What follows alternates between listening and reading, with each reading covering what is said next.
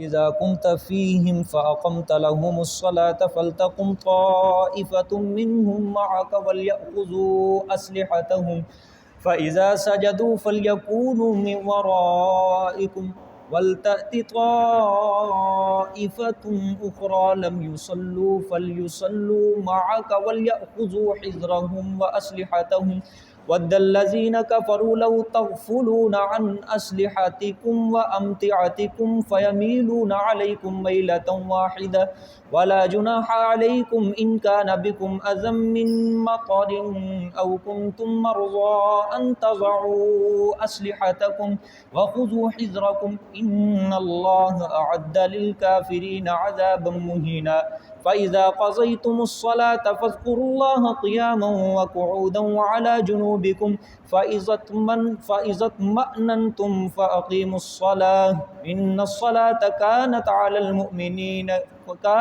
المؤمنين كتابا موقوتا ولا تهنوا في ابتغاء القوم إن تكونوا تألمون فإنهم يألمون كما تألمون وترجون من الله ما لا يرجون وكان الله عليما حكيما صدق الله العظيم۔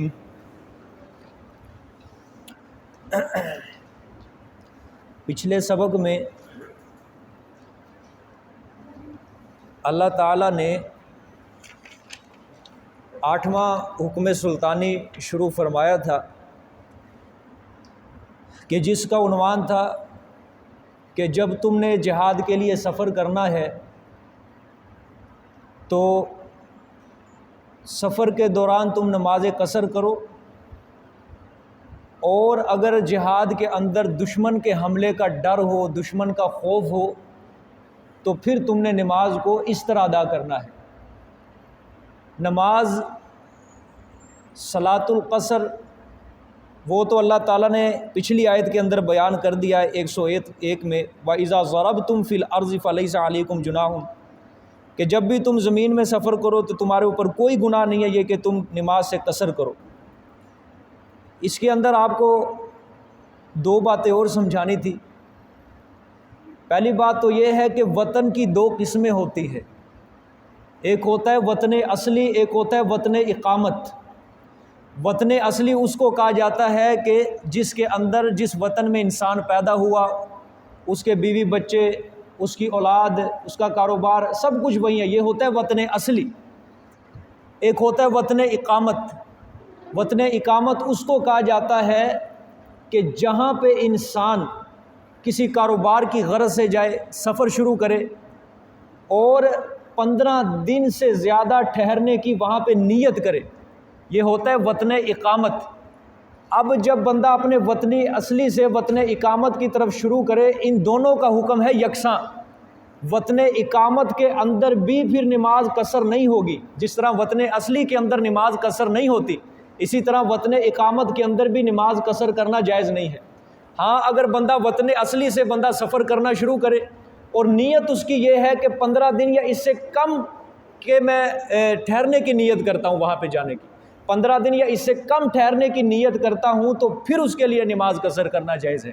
اگر 15 دن سے زیادہ کی وہ نیت کرتا ہے ٹھہرنے کی، تو پھر اس کے لیے نماز قصر کرنا جائز نہیں ہے، بالکل بھی۔ سمجھ آ گئی ہے کہ نہیں؟ یہ ہوتا ہے وطن اصلی اور وطن اقامت۔ وطن اقامت اس کو کہا جاتا ہے جہاں انسان 15 دن سے زائد ٹھہرنے کی نیت کر لیتا ہے، پھر وہاں نماز قصر کرنا بالکل جائز نہیں ہے۔ ہاں اگر 15 دن سے کم ٹھہرنے کی نیت کرتا ہے، وہاں پہ وہ نماز کو قصر کر سکتا ہے۔ سمجھ آ گئی ہے کہ نہیں؟ اسی طرح سنتوں کے بارے میں مسئلہ سمجھنے کہ سفر میں سنتیں پڑھنی چاہیے یا نہیں پڑھنی چاہیے۔ فجر کے متعلق تو یہ حدیث میں واضح آتا ہے کہ آپ صلی اللہ علیہ وسلم فجر کی سنتیں نہیں چھوڑا کرتے تھے۔ آپ صلی اللہ علیہ وسلم چاہے سفر میں ہو چاہے حضر میں ہو، آپ صلی اللہ علیہ وسلم فجر کی سنتوں کے اوپر مداومت اختیار کرتے تھے، ہمیشگی اختیار کیا کرتے تھے۔ سمجھ آئی ہے؟ لہٰذا یہ سنتیں تو پڑھنی ضروری ہے، یہ سنت ہے۔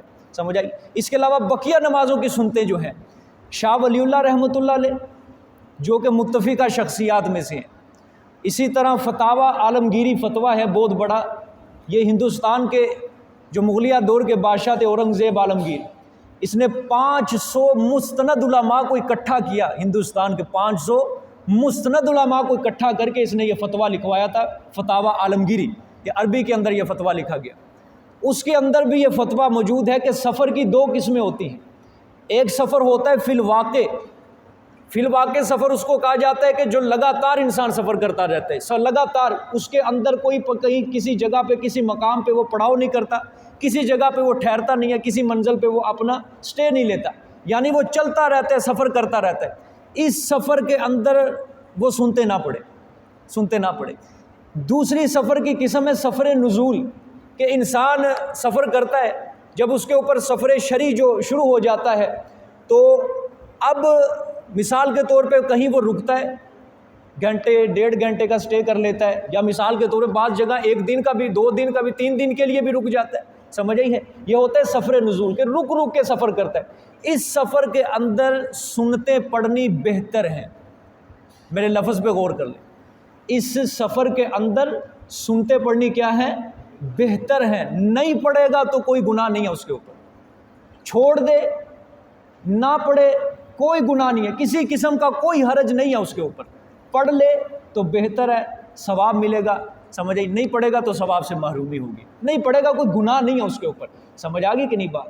ہاں، جو سفر بھی واقع ہوتا ہے نا، جو لگاتار سفر ہوتا ہے، اس میں سنتے نہیں پڑے. سمجھ آئی؟ ہاں، جو سفر نزول ہے، مثال کے طور پہ بندہ سیر کرنے کے لیے چلا گیا، پہاڑی علاقے کی سیر کرنے کے لیے چلا گیا کہیں باہر، وہاں جا کے ہوٹلوں کے اندر قیام ہوتا ہے، تو وہاں پہ سنتے پڑھ لینی چاہیے. تو پڑھ لینی چاہیے تو کوئی مسئلہ نہیں ہے، ثواب سے محرومی نہ کرے، ثواب لے لے. کیوں بھئی؟ انسان کو ثواب لینا چاہیے، ضرور لینا چاہیے، تو سنتے پڑھ لینی چاہیے. سمجھ آ گئی؟ یہ ہو گئی پچھلی آیت سے متعلق. آج کے یہ تھی سفر کی نماز کے متعلق جو پچھلی آیت تھی، صلاۃ القصر اس کو کہا جاتا ہے، کہ قصر کمی کرنا نماز سے. یہ آج کا جو سبق شروع ہو رہا ہے نا، یہ ہے صلاۃ الخوف. کیا ہے؟ صلاۃ الخوف. خوف کی نماز کا طریقہ اللہ تعالیٰ بیان فرمائیں گے. ترجمہ دیکھیں، ترجمہ غور سے دیکھنا ہے، پھر آپ کو یہ سمجھ آئے گی انشاءاللہ. وَإِذَا كُنْتَ فِيهِمْ فَأَقَمْتَ لَهُمُ الصَّلَاةَ، اور جب ہوویں آپ ان میں، یعنی صحابہ کرام کے اندر، جب ہوویں آپ ان کے اندر، فَأَقَمْتَ لَهُمُ الصَّلَاةَ، پس قائم کرو آپ لہم الصلاۃ، واسطے ان کے نماز کو. پس قائم کریں آپ واسطے ان کے نماز کو. یہ آپ صلی اللہ علیہ وسلم کو خطاب کیا جا رہا ہے. فَلْتَقُمْ طَائِفَةٌ مِّنْهُمْ مَعَكَ، پس چاہیے کہ کھڑا ہوئے ایک طائفہ. طائفہ کہتے ہیں جماعت کو، طائفہ عربی کے اندر جماعت کو کہتے ہیں. سمجھ آئی؟ پس کھڑا ہوئے ایک طائفہ منہم، اس جماعت میں سے، صحابہ کرام میں سے ایک جماعت کھڑا ہوئے، ماں کا آپ کے ساتھ، یعنی آپ کے پیچھے وہ مقتدی بنے، اقتداء کریں. وَلْيَأْخُذُوا أَسْلِحَتَهُمْ، اور چاہیے کہ وہ لے لیں اپنے اسلحہ کو. کون لے لیں؟ جو آپ صلی اللہ علیہ وسلم کے پیچھے جو ایک طائفہ نماز پڑھے گا نا، وہ اپنے اسلحہ بھی ساتھ باندھ کے رکھے. سمجھ آئیے؟ آگے دیکھیں. فَإِذَا سَجَدُوا، پس جب کہ وہ سجدہ کریں، یعنی وہ طائفہ آپ صلی اللہ علیہ وسلم سجدہ کریں، فَلْيَكُونُوا مِنْ وَرَائِكُمْ، پس چاہیے کہ وہ ہوویں پیچھے تمہاری نگہبانی کے لیے. جو طائفہ آپ صلی اللہ علیہ وسلم کے پیچھے نماز پڑھ رہے ہیں نا، جب انہوں نے ایک رکعت پوری کر لی، یہ چلا جائے گا نگہبانی کے لیے، دشمن کا مقابلہ کرنے کے لیے. وَلْتَأْتِ طَائِفَةٌ أُخْرَىٰ، اور چاہیے کہ آ جائے پھر دوسرا طائفہ، وہ جو دشمن کے ساتھ لڑ رہا تھا، جہاد کے لڑ رہا تھا، محاذ پہ لڑ رہا تھا، وہ طائفہ آ جائے. لم یصلوا، جنہوں نے نماز نہیں پڑھی. فلیصلوا، ماں کا پاس چاہیے کہ وہ نماز پڑھے آپ کے ساتھ. ولیأخذوا حذرهم واسلحتهم، اور چاہیے کہ وہ لے لیں اپنے بچاؤ کا سامان. حذرهم، اپنے بچاؤ کا سامان، واسلحتهم، اور اپنے اسلحہ کو. سمجھ آ گئی کہ نہیں؟ ترجمہ بالکل ہو گیا یا نہیں؟ اب سمجھو یہ آیت. سب سے پہلے یہ سمجھے اس کے اندر خطاب کس کو کیا جا رہا ہے؟ آپ صلی اللہ علیہ وآلہ وسلم. وَإِذَا كُنْتَ فِيهِمْ فَأَقَمْتَ، یہ جو حکم ہے نا، اگرچہ اس آیت کے اندر خطاب آپ صلی اللہ علیہ وسلم کو ہے، لیکن حکم اس کا عام ہے. حکم کیا ہے؟ عام ہے. آپ صلی اللہ علیہ وسلم نے بھی صلاۃ الخوف کئی جنگوں کے اندر پڑھی ہے. جب دشمن کا ڈر ہو، خوف ہو، تو صلاۃ الخوف پڑھی ہے. آپ صلی اللہ علیہ وسلم کے بعد صحابہ کرام نے، حضرت ابو بکر، عمر، عثمان، انہوں نے بھی اپنی جنگوں کے اندر صلاۃ الخوف ادا فرمائی ہے. سمجھ آ گئی ہے کہ اس کے بعد یہ نماز خوف جو ہے، یہ کب اور کیوں پڑھی جاتی ہے، یہ سوال ہے. صلاۃ الخوف جو ہے یہ کب اور کیوں پڑھی جاتی ہے یہ بھی سمجھ لیں۔ صلاۃ الخوف اس وقت ادا کی جاتی ہے جب سب لوگوں کی خواہش ہو، یعنی مجاہدین کے متعلق یہ بات ہے، عام لوگوں کے متعلق، غیر مجاہدین کے متعلق یہ بات نہیں ہو رہی بالکل۔ جب سب مجاہدین کی خواہش ہے کہ ہم صرف ایک امام کے پیچھے نماز پڑھیں گے، سمجھ آئی ہے؟ صلاۃ الخوف اس وقت ادا کی جاتی ہے، یہ طریقہ اس وقت اختیار کیا جاتا ہے جب سب مجاہدین کی خواہش ہو کہ ہم نے نماز صرف ایک امام کے پیچھے پڑھنی ہے۔ اب ظاہری بات ہے دشمن کی نگرانی بھی کرنی ضروری ہے محاذ کے اوپر، کیا خیال ہے؟ محاذ ہے دشمن کا مقابلہ کرنا ہے، بالکل دشمن سامنے کھڑا ہے۔ اب سارے مجاہدین چاہتے ہیں اگر جماعت کروانی ہے ہم نے صرف ایک امام کے پیچھے نماز پڑھنی۔ اب دشمن کی نگرانی بھی کیا ہے؟ ضروری ہے۔ اب دشمن کے حملہ کرنے کا خوف بھی ہے، خطرہ بھی ہے، سمجھ آئی ہے؟ اب اللہ تعالیٰ نے حکم دیا ہے کہ دو گروہوں کے اندر تقسیم ہو جائے مسلمانوں کی جماعت، ایک امام کے پیچھے دو گروہ بن جائیں۔ کتنے گروہ بن جائیں؟ دو گروہ۔ اب صلاۃ الخوف کا طریقہ روا ہوگا، سمجھ آئی ہے؟ اس لیے امام کے پیچھے دو گروہوں کی شکل دے دی جائے گی جماعت کو۔ حضور صلی اللہ علیہ وسلم کی حیات مبارکہ میں جب آپ صلی اللہ علیہ وسلم بنفس نفیس خود کسی جنگ میں شریک ہوتے تھے، صحابہ کرام کی خواہش ہوتی تھی کہ ہم صرف نماز پڑھیں گے آپ صلی اللہ علیہ وسلم کے پیچھے، کسی اور کے پیچھے ہم نماز نہیں پڑھیں گے، ہم صرف نماز کس کے پیچھے؟ آپ صلی اللہ علیہ وسلم کے پیچھے پڑھیں گے، سمجھ آئی؟ یہ خواہش ہوتی تھی۔ تو آپ صلی اللہ علیہ وسلم کے بعد بھی اگر کسی جماعت کے اندر کوئی بزرگ ہستی موجود ہو، کوئی اللہ کا نیک بندہ موجود ہو، اگر سب مجاہدین کی یہ خواہش ہو کہ ہم صرف اسی امام کے پیچھے نماز پڑھیں گے، تو پھر یہ صلاۃ الخوف کا طریقہ یہ اختیار کرنا ہوگا۔ اگر ایک امام کے پیچھے نماز پڑھنا ضروری نہ ہو، مجاہدین کہتے ہیں کہ چلو ہم ایک امام کے پیچھے نماز نہیں پڑھتے، تو پھر مختلف گروہوں کی شکل میں وہ نماز ادا کر سکتے ہیں، مختلف۔ اچھا، اب صلاۃ الخوف کا طریقہ کیا ہے، کس طرح پڑھنی ہے، وہ آیت کے اندر اللہ تعالیٰ نے سمجھایا ہے، سمجھ آئی ہے؟ یہ طریقہ صلاۃ الخوف کا کیا ہے؟ اب مطلب اس آیت کا یہ ہے، اللہ نے فرمایا وَإِذَا كُنْتَ فِيهِمْ فَأَقَمْتَ لَهُمُ الصَّلَاةَ، کہ جب آپ نماز کے لیے کھڑے ہوں تو کیا کرنا ہے؟ فَلْتَقُمْ طَائِفَةٌ مِّنْهُمْ، مجاہدین ہے، مثال کے، اب میں مثال دینے لگا ہوں، 20 مجاہدین ہیں، اب وہ دو جماعتوں کے اندر تقسیم ہوں گے، دو گروہوں کے اندر 10 اور 10، یہ دو جماعتیں ہوگی، سمجھ آئی ہے؟ کیا کرنا ہے؟ فَلْتَقُمْ طَائِفَةٌ مِّنْهُمْ مَعَكَ، ایک جماعت وہ ہو جائے گی آپ کے پیچھے کھڑی، آپ صلی اللہ علیہ وسلم کے پیچھے۔ یہ فی الحال میں 2 رکعتوں کی بات کر رہا ہوں، 2 رکعتوں، یہ بھی ذہن میں رکھ لینا۔ ایک جماعت ہو جائے گی آپ صلی اللہ علیہ وسلم کے پیچھے کھڑی، سمجھے؟ یہ دیکھیں اوپر دیکھیں، فَلْتَقُمْ طَائِفَةٌ مِّنْهُمْ مَعَكَ، نظر آ رہا ہے کہ نہیں؟ بس چاہیے کہ وہ کھڑے ہوں ان میں سے ایک آپ کے ساتھ، وَلْيَأْخُذُوا أَسْلِحَتَهُمْ، اور چاہیے کہ وہ لے لیں اپنے اسلحے کو بھی باندھے آپ کے ساتھ، اپنے ساتھ اپنے اسلحہ کو بھی رکھے، کسی بھی وقت دشمن ان کے اوپر بھی حملہ کر سکتا ہے۔ اب یہاں سے یہ بھی مسئلہ نکلتا ہے کہ اگر نماز کے دوران نماز پڑھنے والی جماعت کو اگر دشمن کے اوپر حملہ کر دے تو نماز کے دوران اپنا دفاع کرنا جائز ہے مجاہد کے اندر، سمجھ آئیے کہ نہیں؟ ہاں، اس لیے اللہ فرما رہے ہیں اپنے اسلحہ کو بھی وہ ساتھ باندھ کے رکھیں۔ حضرت علی المرتضیٰ رضی اللہ تعالیٰ عنہ کی غالباً روایت ہے، اللہ کے رستے کے اندر اگر تلوار باندھ کے نماز پڑھی جائے عام نماز سے 70 گنا زیادہ اس کا ثواب ملتا ہے، عام گناہ سے 70 گنا زیادہ اس کا ثواب ملتا ہے۔ اتنا زیادہ یہ اللہ تعالیٰ مجاہدین کو اللہ اتنا ثواب دیتے، ایک ایک قدم کے اوپر اس کے اوپر اللہ تعالیٰ نے نیکی رکھی ہے، سمجھے؟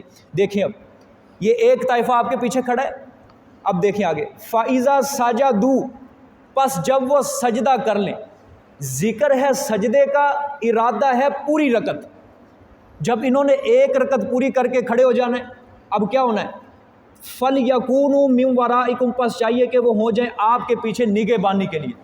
یہ طائفہ جب ایک رکعت اپنی پوری کرے گا یہ طائفہ چلا جائے گا محاذ کے اوپر، سمجھ آ گئی ہے؟ ایک طائفہ کہاں چلا جائے گا؟ یہ پہلا طائفہ جو نماز پڑھ رہا ہے ایک رکعت پوری کر کے کہاں چلا جائے گا؟ محاذ پہ، کہاں؟ دشمن کا مقابلہ کرنے کے لیے۔ وہاں جو پہلا طائفہ لڑ رہا تھا، پہلے سے موجود تھا، وہ آ جائے گا آپ صلی اللہ علیہ وسلم کے پیچھے۔ اب اگلی بات غور سے سمجھنی ہے، آپ صلی اللہ علیہ وسلم کی اب کون سی رکعت ہوگی؟ دوسری، اور یہ جو پہلا طائفہ آیا ہے اس کی کون سی رکعت ہے؟ پہلی رکعت ہے، سمجھ آئی ہے؟ اچھا، وَلْتَأْتِ طَائِفَةٌ أُخْرَىٰ، اوپر دیکھیں، اور چاہیے کہ آ جائے دوسرا طائفہ، لم یصلوا، جنہوں نے نماز نہیں پڑھی، وہ جو دشمن کے ساتھ مقابلہ کر رہا تھا وہ آ جائے آپ صلی اللہ علیہ وسلم کے ساتھ، جنہوں نے نماز نہیں پڑھی، فَلْيُصَلُّوا مَعَكَ، پاس چاہیے کہ وہ نماز پڑھیں آپ کے ساتھ، یعنی اب ان کی ہوگی پہلی رکعت، یہ اپنی پہلی رکعت آپ صلی اللہ علیہ وسلم کے پیچھے پڑھیں گے، آپ صلی اللہ علیہ وسلم کی ہوگی دوسری رکعت۔ ان کے لیے بھی حکم کیا ہے، وَلْيَأْخُذُوا حِذْرَهُمْ وَأَسْلِحَتَهُمْ، اور چاہیے کہ وہ لے لے اپنے بچاؤ کے سامان کو، وَأَسْلِحَتَهُمْ، اور اپنے اسلحہ کو۔ بچاؤ کے سامان سے مراد یہی ہے کہ زرہ وغیرہ کے ایسی جو کوئی ایسی جیکٹیں ہوا کرتی تھی پرانے زمانے میں کہ زریں وغیرہ ہوا کرتی تھی کہ تلوار اس کے اوپر اثر نہیں کیا کرتی یا تیر اس کے اوپر اثر نہیں کیا، ڈھال وغیرہ اس طرح کی چیزیں وہ لے لیں، سمجھ آئی ہے۔ واسلحتہم، تلوار، خنجر، نیزہ وغیرہ ایسی چیزیں وہ لے لیں، سمجھ آئی ہے۔ دوسرا طائفہ آ جائے جنہوں نے ابھی تک نماز نہیں پڑھی۔ اچھا، جب یہ طائفہ آ جائے گا، آپ صلی اللہ علیہ وسلم دوسری رکعت میں، آپ صلی اللہ علیہ وسلم اپنی دوسری رکعت مکمل کر دیں گے۔ کیا کر دیں گے؟ مکمل کر دیں گے۔ یہ جو پہلا طائفہ جو پہلے محاذ کے اوپر لڑ رہا تھا، یہ آپ صلی اللہ علیہ وسلم کے پیچھے آئے گا، ان کی کیا ہو گئی ہے؟ پہلی رکعت، ایک رکعت ہوئی۔ اب دونوں طائفوں کی کتنی رکعت ہوئی ابھی تک؟ ایک ایک رکعت ہوئی ہے، سمجھ آ گئی؟ اب غور کرنا ہے، قرآن پاک نے یہاں پہ مجاہدین کی صرف ایک رکعت کا طریقہ بتایا ہے، صرف ایک رکعت کا طریقہ، باقی دوسری رکعت کس طرح ادا کرنی ہے پورے قرآن میں کہیں نہیں ملے گا آپ کو، کہیں نہیں ملے گا آپ کو۔ اب یہ ہم ارادہ کریں گے، یہ دوسری رکعت کہاں ملے گی ہمیں؟ بولو سارے، حدیث شریف کے اندر ملے گی، سمجھ آئیے کہ نہیں؟ یہاں بھی منکرین حدیث کا منہ کالا ہوتا ہے، جو کہتے ہیں کہ قرآن حدیث کے بغیر ہی سمجھو، قرآن حدیث کے بغیر ہی سمجھو، سمجھ آئی؟ جو حدیث کے منکر بیٹھے ہیں نا، وہ کہتے ہیں حدیث کے انکاری ہیں، بدبخت، کہتے ہیں حدیث ہم سے صحیح واسطوں تک نہیں پہنچی، بعد میں جھوٹے لوگ پیدا ہو گئے تھے، فلانے لوگ پیدا ہوتے، کذاب راوی پیدا ہو گئے تھے، حدیث ہمیں صحیح واسطوں تک نہیں پہنچی۔ بھائی جن واسطوں سے حدیث پہنچی ہم تک، انہی واسطوں سے ہم تک قرآن بھی پہنچا، یاد رکھنا، سمجھ آئیے کہ نہیں؟ انہی واسطوں سے ہم تک قرآن بھی پہنچے، انہی واسطوں سے ہم تک حدیث بھی پہنچی ہے۔ اللہ تعالیٰ نے حدیث شریف کے لیے بڑے بڑے محدثین کو کھڑا کیا تھا، جنہوں نے راویوں کی جانچ پڑتال کی ہے پوری۔ آپ کتابیں، حضرت ملا علی قاری رحمۃ اللہ علیہ بہت بڑے محدث گزرے ہیں، بہت بڑے، مشکات شریف کی شرح لکھی ہے انہوں نے بہت بڑی۔ انہوں نے 2 کتابیں لکھی ہیں، موضوعات کبیر اور موضوعات صغیر۔ موضوع کہتے ہیں من گڑت روایت کو، موضوعات صغیر اور موضوعات کبیر۔ انہوں نے آپ صلی اللہ علیہ وسلم کے جتنی بھی آپ صلی اللہ علیہ وسلم کی طرف جھوٹی روایات تھی، جھوٹی حدیثیں منسوب تھی، ساری اکٹھی کر کے ایک کتاب کے اندر جمع کر دی ہے۔ یہ کیا ہے؟ کہ حدیث کے لیے، آپ صلی اللہ علیہ وسلم کی حدیث کے لیے اللہ تعالیٰ نے بڑے بڑے محدثین کو اکٹھا کیا۔ امام بخاری رحمۃ اللہ علیہ کے مجاہدوں کو دیکھا کہ کس طرح حدیث کو اکٹھا کرتے تھے، بخاری شریف جیسی کتاب دی، امام مسلم کو دیکھیں، یہ اللہ تعالیٰ نے محدثین کو کھڑا کیا کہ انہوں نے راویوں کی جانچ پڑتال کی کہ کون سا راوی کیسا ہوتا تھا، اس کی صحبت کیسی تھی، یہ کس مجلس کے اندر بیٹھا کرتا تھا، اس کا کلام کیسا تھا، یہ جھوٹ بولتا تھا، یہ سچ بولتا تھا، اس کا تقویٰ کیسا تھا، نمازوں کے اندر کیسا تھا، قرآن پاک پڑھنا کیسا تھا، ساری چیزیں دیکھتے تھے، پھر وہ اس کو حدیث کے اندر راوی۔ اگر کسی حدیث کے اندر کوئی راوی کوئی ضعیف آ جاتا تھا، اس کی یادداشت کمزور ہے یا اس کی مجلس اچھی نہیں ہے، اسی وقت وہ محدثین اس حدیث کے اوپر ضعیف کا حکم لگا دیتے، یہ حدیث قابل قبول نہیں ہے۔ یہ اللہ تعالیٰ نے حدیث کے میدان کے لیے محدثین کو کھڑا کیا، یہ امت سے اللہ تعالیٰ نے کام کروایا۔ سمجھ آ گیا کہ نہیں بات؟ ہاں، قرآن پاک نے صرف ایک رکعت کا طریقہ بتایا، پورے قرآن میں آپ کو دوسری رکعت یہ حدیث شریف کے اندر ملے گی آپ کو۔ اب دوسری رکعت پڑھنے کا طریقہ حدیث شریف کے اندر کئی طرح سے وارد ہے، صرف ایک طریقہ میں آپ کے سامنے عرض کرنے لگا۔ پہلا طائفہ چلا گیا نماز پڑھ کے محاذ کے اوپر، ایک رکعت پوری کر، دوسرا طائفہ آیا، اس نے بھی دوسری رکعت پوری کی ہے، سمجھے؟ اب جس پہلے طائفے نے پہلی رکعت پڑھی تھی، چونکہ دوسرا طائفہ جب آیا تو اس نے پہلی رکعت پڑھ کے وہ چلا جائے گا محاذ کے اوپر۔ اب جس طائفے نے پہلی رکعت پڑھی تھی نا آپ صلی اللہ علیہ وسلم، وہ طائفہ پھر اپنی وہیں جگہ آ کے اپنی ایک رکعت پوری کر کے وہ پھر چلا جائے گا محاذ کے اوپر۔ پھر جو وہ دشمن کے ساتھ دوسرا طائفہ محاذ کے اوپر لڑ رہا تھا، وہ بھی آ جائے گا اپنی دوسری جگہ، اپنی سابقہ جگہ کے اوپر، وہ آ کے اپنی دوسری رکعت مکمل کر کے وہ بھی میدان جہاد کے اوپر چلا جائے گا۔ سمجھ آ گئی؟ یہ 2 طریقوں کا، یہ صلاۃ الخوف کے 2 طریقے آپ کے سامنے، 2 رکعتوں کا طریقہ آپ کے سامنے رکھا ہے۔ ہاں، یہ تھا سفر کا طریقہ، یہ کیا تھا؟ سفر کا طریقہ، یا فجر کی نماز کا طریقہ آ جاتا ہے، یہ بھی 2 رکعت ہے۔ سفر کے اندر اگر میدان جہاد میں جا رہے ہیں، مثال کے طور پہ کوئی مدینہ سے دور جنگ ہو جاتی تھی، یا سفر کے اندر ایسا سفر ہو جاتا ہے جہاد کے لیے بندہ ایسے سفر پہ جائے کہ جہاں شرعی سفر قائم ہو جائے، وہاں بھی صلاۃ القصر پڑھنی پڑے گی، اور صلاۃ القصر وہ اسی طرح پڑھنی پڑے گی جس طرح اللہ تعالیٰ نے صلاۃ الخوف کا طریقہ بتایا۔ اچھا، حالت اقامت کے اندر، مثال کے طور پہ مدینہ کے گرد و نواح کے اگر جنگ ہو رہی ہے، پھر تو حالت اقامت ہے نا، پھر سفر نہیں ہے۔ اب 4 رکعتوں والی نماز آ گئی ہے، اب 4 رکعتوں والی جو نماز ادا کی جائے گی، یہ ایک ایک رکعت کر کے ادا نہیں کی جائے گی، یہ 2 رکعتیں کر کے ادا کی جائے گی۔ سمجھ آئیے؟ طریقہ وہی ہوگا کہ پہلے ایک طائفہ آپ صلی اللہ علیہ وسلم کے پیچھے 2 رکعتیں ادا کرے، پھر یہ 2 رکعتیں ادا کرنے کے بعد محاذ پہ چلے جائے، پھر دوسرا طائفہ ہے اپنی وہ پہلی 2 رکعتیں ادا کریں گے، سمجھ آ گئی ہے؟ ہاں، پھر اس طرح آپ صلی اللہ علیہ وسلم کی 4 رکعتیں ہو جائیں گی، پھر اسی طرح وہ جو دوسرا طائفہ میدان جہاد میں لڑ رہا تھا وہ آ کے اپنی دوسری رکعتیں پوری کرے گا، اسی طرح وہ دوسرا آ کے اپنی دوسری 2 رکعتیں پوری کرے گا، اس طرح یہ 2 رکعتیں۔ اچھا، اگر مغرب کی نماز ہے، مغرب کے اندر تو 3 رکعتیں، یہ کس طرح ادا ہوگی؟ سمجھ آئیے؟ مغرب کے اندر بھی ایک طائفہ پہلے پڑھے گا اپنی 2 رکعتیں، ایک طائفہ کتنی پڑھے گا؟ 2 رکعتیں، پھر جو میدان جہاد میں محاذ کے اوپر لڑ رہا ہے وہ طائفہ آئے گا، وہ پڑھے گا 1 رکعت، کتنی؟ 1 رکعت، پھر وہ جو اپنی 2 رکعتیں پوری کر کے میدان جہاد کے اندر گیا تھا، محاذ پہ لڑا تھا، وہ آئے گا، وہ طائفہ وہ پڑھے گا اپنی باقی ماندہ 1 رکعت، سمجھ آئی ہے؟ اور پھر وہ جس نے 1 رکعت آخری اپنی پڑھی تھی وہ آئیں گے، وہ اپنی 2 رکعتیں پوری کر لیں گے، سمجھ آئے گی؟ یہ مغرب کی نماز کا طریقہ ہے، سمجھ آ گئی؟ اب آگے چلو جی، ترجمہ دوبارہ دیکھ لو ایک بار، اس آیت کا ترجمہ دیکھے پھر انشاءاللہ بہت اچھی طرح سمجھ آ جائے گی۔ وَإِذَا كُنْتَ فِيهِمْ فَأَقَمْتَ لَهُمُ الصَّلَاةَ، اور جب آپ ہوویں ان کے اندر، فَأَقَمْتَ لَهُمُ الصَّلَاةَ، پس قائم کریں آپ واسطے ان کے نماز کو، یا آپ کے نائبین، یعنی صرف حکم آپ صلی اللہ علیہ وسلم کے لیے خاص نہیں ہے، حکم کیا ہے؟ عام ہے، آپ کے بعد بھی اگر کوئی ایسا طریقہ روا ہو جائے صلاۃ الخوف کا تو وہ بھی صلاۃ الخوف کے لیے نماز قائم کر سکتا ہے، امام ایک امام کے پیچھے نماز ادا کر سکتے ہیں، سمجھ آئی؟ فَلْتَقُمْ طَائِفَةٌ مِّنْهُمْ، پس چاہیے کہ ایک طائفہ ان میں سے آپ کے ساتھ نماز پڑھے اور دوسرا طائفہ نگہبانی کرے، سمجھ آئی؟ وَلْيَأْخُذُوا أَسْلِحَتَهُمْ، اور چاہیے کہ وہ اپنا اسلحہ لے لے، فَإِذَا سَجَدُوا، پس جب وہ سجدہ کر لیں، جب وہ پہلا طائفہ سجدہ کر لیں، سمجھ آئی؟ سجدے سے مراد 1 رکعت پوری کر لیں، فَلْيَكُونُوا مِن وَرَائِكُمْ، پس چاہیے کہ وہ ہو جائیں آپ کے پیچھے، یعنی نگہبانی کے لیے، تمہاری نگہبانی کے لیے، وَلْتَأْتِ طَائِفَةٌ أُخْرَىٰ، اور چاہیے کہ ایک طائفہ یعنی دوسرا طائفہ آ جائے، لم یصلوا، جنہوں نے نماز نہیں پڑھی، فَلْيُصَلُّوا مَعَكَ، پس وہ نماز پڑھے آپ کے ساتھ، وَلْيَأْخُذُوا حِذْرَهُمْ، اور چاہیے کہ وہ لے لے اپنے بچاؤ کا سامان، وَأَسْلِحَتَهُمْ، اور اپنے اسلحہ کو۔ اچھا، آگے اللہ تعالیٰ علت بیان کریں گے، علت کہتے ہیں وجہ، یہ میں نے، اللہ فرما رہے ہیں یہ اسلحہ تھامنے کا میں نے حکم تمہیں کیوں دیا ہے، یہ صلاۃ الخوف کا حکم میں نے تمہیں کیوں دیا ہے کہ میدان جہاد کے اندر تم نے نماز اس طرح ادا کرنی ہے، یہ میں نے کیوں تمہیں حکم دیا، یہ علت، یہ وجہ اللہ تعالیٰ اس میں بیان کریں گے۔ وَدَّ الَّذِينَ كَفَرُوا لَوْ تَغْفُلُونَ عَنْ أَسْلِحَتِكُمْ وَأَمْتِعَتِكُمْ، اللہ فرما رہے ہیں چاہتے ہیں وہ لوگ جنہوں نے کفر کیا، کیا چاہتے ہیں؟ لَوْ تَغْفُلُونَ، کہ غافل پائیں تمہیں، عَنْ أَسْلِحَتِكُمْ، اپنے اسلحہ سے، وَأَمْتِعَتِكُمْ، اور اپنے اسباب سے، سمجھ آ گئی ہے؟ وہ چاہتے ہیں جنہوں نے کفر کیا کہ کاش کہ تم غافل ہو جاؤ اپنے اسلحہ سے اور اپنے اسباب سے، سمجھ آئی؟ اپنے اسباب سے، جو تم نے جنگی صورتیں اختیار کی ہیں، جو تم اسلحہ لے کر، وہ غافل ہو جاؤ تم اپنے اسلحہ سے، تم اپنے اسباب سے بالکل غافل ہو جاؤ۔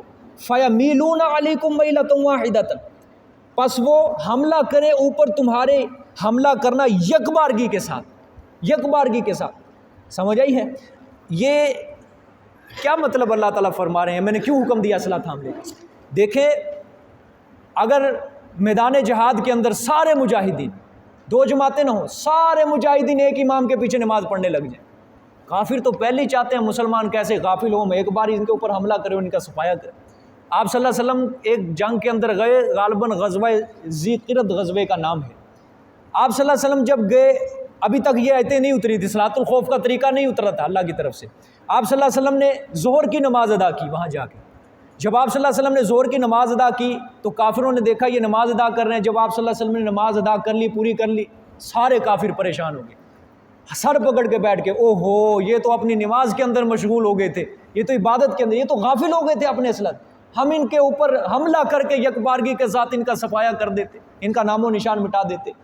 اچھا، پھر کفار میں سے ایک بندے نے، بدبخت نے یہ رائے دی، فکر نہ کرو، عصر کی نماز آ رہی ہے آگے، عصر کی نماز آگے آ رہی ہے، اور مسلمان زور کی نماز سے بھی زیادہ اس کو زیادہ ترجیح دیتے ہیں، عصر کی نماز پڑھنے دو، نماز آنے دو، ان کے اوپر پھر ہم حملہ کریں گے، یکبارگی کے ساتھ صفایا کر دیں گے، ان کا نام و نشان۔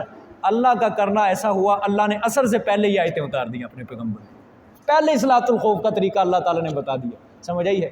اب اللہ نے بتا دیا میرے پیغمبر کفار کا یہ منصوبہ ہے، وہ کالا منصوبہ آپ کے خلاف تیار کر کے رکھے ہوئے ہیں۔ جب مسلمانوں نے اس طرح صلاۃ الخوف کا طریقہ ادا کیا، کفار کا سارا منصوبہ مٹی کے اندر مل کے رہ گیا کہ ایک جماعت کر کے آپ صلی اللہ علیہ وسلم کے ساتھ نماز پڑھتے رہتے، ایک دشمن کے ساتھ نماز پہ لڑتے رہتے، اس طرح کافروں کو شکست ہوگی اور مسلمانوں کو فتح ہوگی۔ سمجھ آ گئی ہے کہ نہیں؟ تو یہ اللہ تعالیٰ اس واقعے کی طرف اشارہ فرما رہے ہیں، سمجھ آئی؟ وَدَّ الَّذِينَ كَفَرُوا لَوْ تَغْفُلُونَ عَنْ أَصْلِحَتِكُمْ وَأَمْتِعَتِكُمْ، اور چاہتے ہیں وہ لوگ جنہوں نے کفر کیا کہ غافل ہو وہ تم اپنے اسلحہ سے اور اپنے اسباب سے، فَيَمِيلُونَ عَلَيْكُمْ مَيْلَةً وَاحِدَةً، پس وہ حملہ کریں اوپر تمہارے یک بارگی کے ساتھ، حملہ کرنا یک بارگی یعنی ایک ہی مرتبہ۔ وَلَا جُنَاحَ عَلَيْكُمْ إِنْ كَانَ بِكُمْ عَزْمٌ مِّن مَطَرٍ أَوْ كُنْتُمْ مَرْضَىٰ أَن تَضَعُوا أَسْلِحَتَكُمْ، اور نہیں ہے گناہ اوپر تمہارے اگر ہو ساتھ تمہارے کوئی تکلیف، اگر ہوئے ساتھ تمہارے کوئی تکلیف، مِّن مَطَرٍ بارش کی، او کنتم مرضی یا ہو تم مریض بیمار ہو تم، ان تضعوا اسلحتکم یہ کہ اتار دو تم اپنے اسلحہ کو۔ یہاں سے یہ مراد نہیں ہے کہ سارے اسلحہ کو اتار دو، مفسرین نے ایک جملہ فرمایا کہ سارے اسلحہ مراد نہیں ہے، بلکہ مراد ہے یہ کہ تم اتار دو اپنا زائد اسلحہ اتار دو، زائد اسلحہ کہ جس کو مثال کے طور پہ تم بارش میں ہو، کپڑے گیلے ہو گئے، تمہارا وزن بہت زیادہ بڑھ گیا، زائد اسلحہ اتار دو، پھر بھی بچاؤ کا سامان رکھو، سمجھ آ گئی ہے؟ یا بیمار ہو، وزن نہیں اٹھا سکتے، بھاری بوجھ نہیں اٹھا سکتے، تو اپنا تم اسلحہ جو زائد ہے اتار دو، باقی بچاؤ کا سامان پھر بھی تم رکھو۔ یہ سارا جہاد کا طریقہ اللہ تعالیٰ نے بتایا ہے قرآن پاک میں، ان آیتوں کا کون انکار کر سکتا ہے؟ ایک ایک چیز اللہ تعالیٰ بیان کر رہا ہے قرآن پاک میں، مجاہد کی ایک ایک طریقہ، ایک ایک جنگ کا طریقہ اللہ تعالیٰ بیان کر رہا ہے، خدا کی قسم، باریکی سے باریکی کے اندر اللہ تعالیٰ جا رہے ہیں، یہاں پہ دیکھ لیں آپ، خود غور کر لیں آپ قرآن پاک کے۔ اللہ اکبر۔ آگے اللہ نے فرمایا وَخُذُوا حِذْرَكُمْ، آگے وہی بات، اور لے لو تم اپنے بچاؤ کے سامان کو۔ پیچھے میں نے ترجمہ کیا تھا نا، ان تضعوا اسلحتکم، تمہارے اوپر کوئی گناہ نہیں ہے یہ کہ تم زائد اسلحہ اتار دو، لیکن اگلا ساتھ ہی فرما رہے وَخُذُوا حِذْرَكُمْ، پھر بھی تم لے لو اپنے بچاؤ کے سامان کو، سمجھ آ گئی؟ پھر بھی